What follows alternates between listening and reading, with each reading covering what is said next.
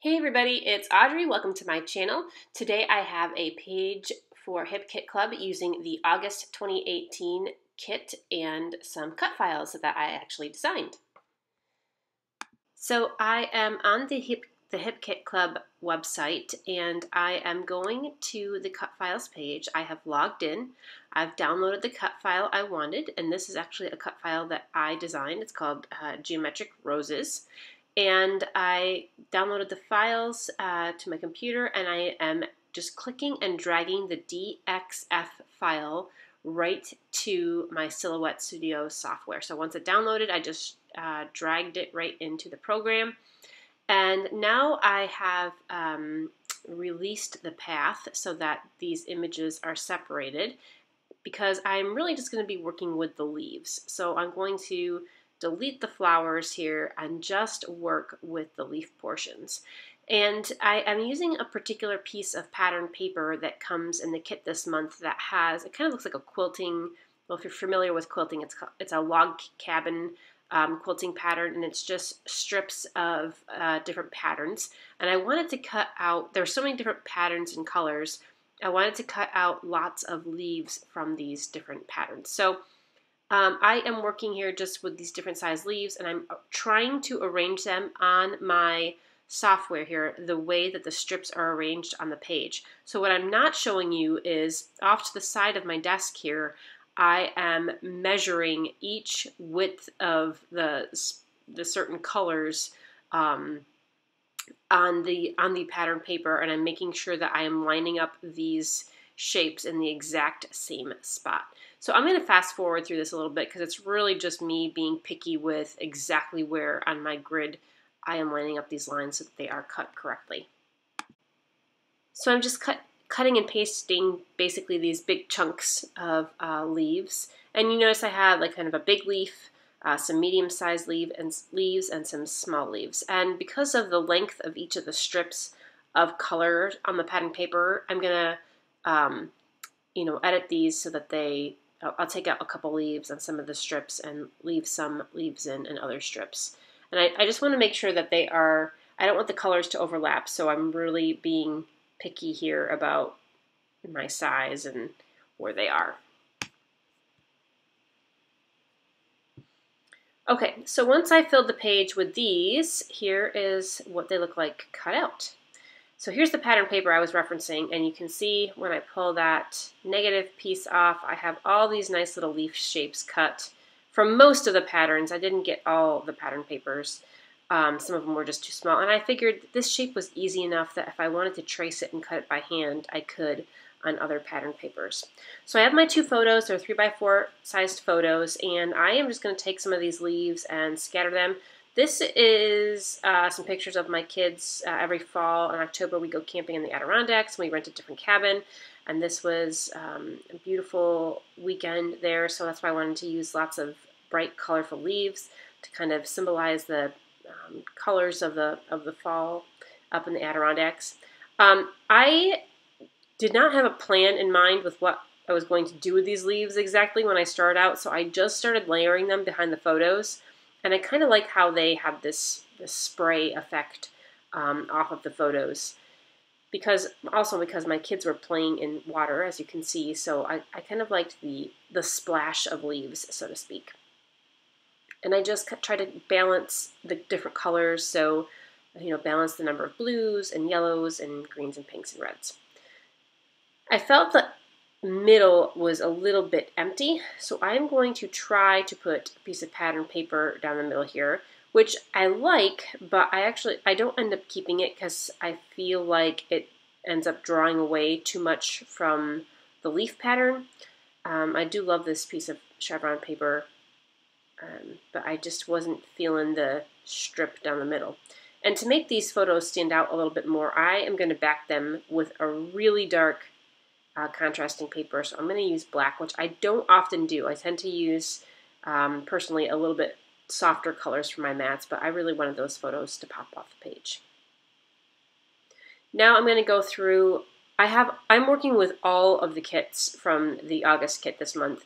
The embellishment kit, the Project Life kit, the what else? The color kit. So I just have all of this kind of piled together on my desk because I continue to craft with it. I don't always clean up between projects, so I just have them in piles. And you can see I have my die cuts out already here.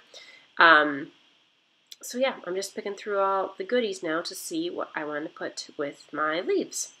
I picked a sticker and a little chipboard bird, and then I really loved the saying. I wasn't sure if I was going to keep it there or not on the right-hand side, but I kind of like it there, and I'm going to leave it there.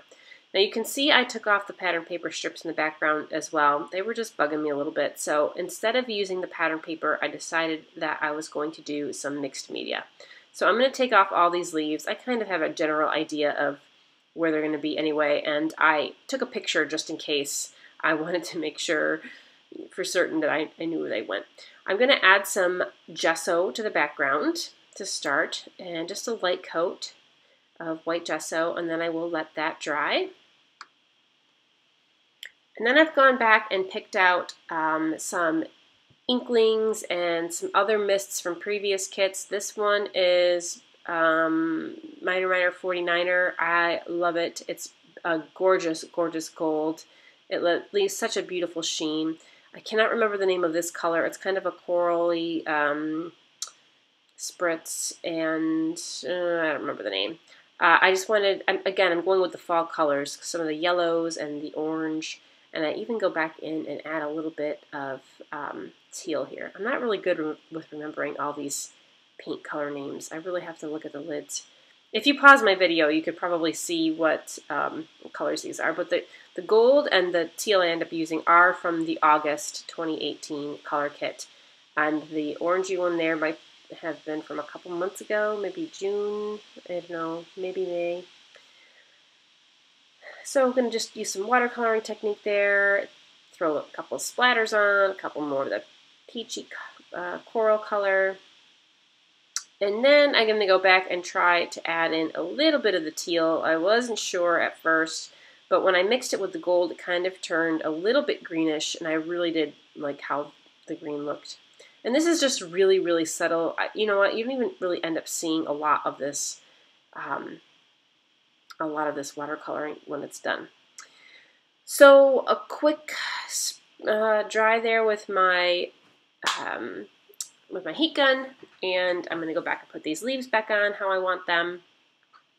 Very similar to how I had them arranged before.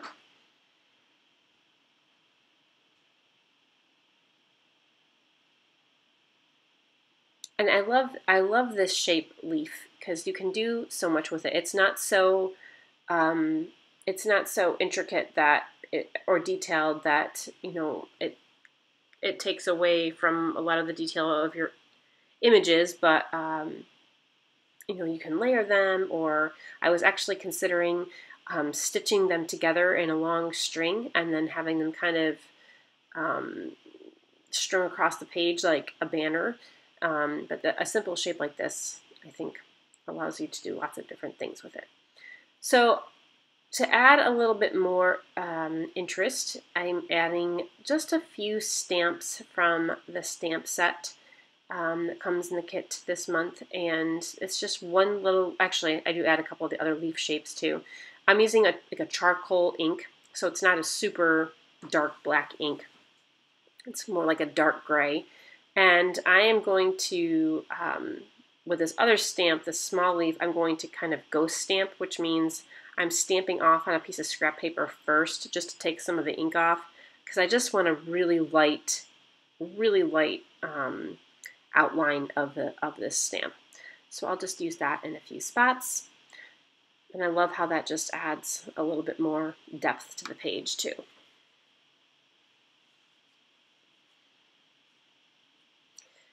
I'm going to go through a couple stickers here and maybe a couple more chipboard pieces.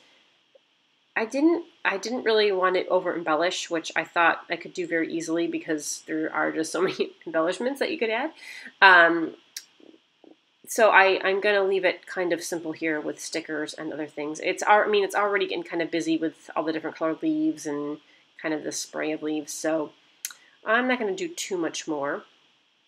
A little butterfly at the top, maybe a couple other small puffy stickers.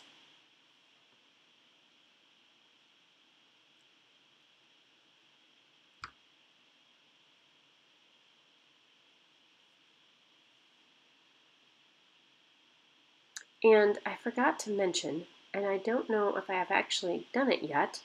I can't really tell. No, I haven't. I'm going to stitch over these leaves, I decided, because that was part of my original plan. So I'm going to go through really quick and just give them a little dab of glue underneath each one, where I want them.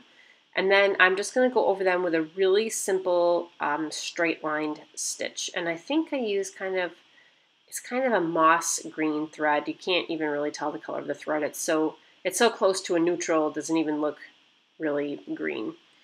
And so after the stitching, I don't really add too much more. I do go back and add 2 of those gold stickers that you can see there on the left.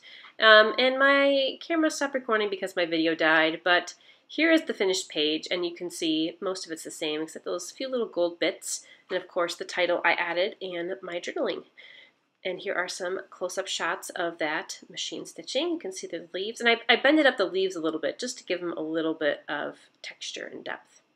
So that's it for today's page. Thank you so much for stopping by to watch this video, and have a great day.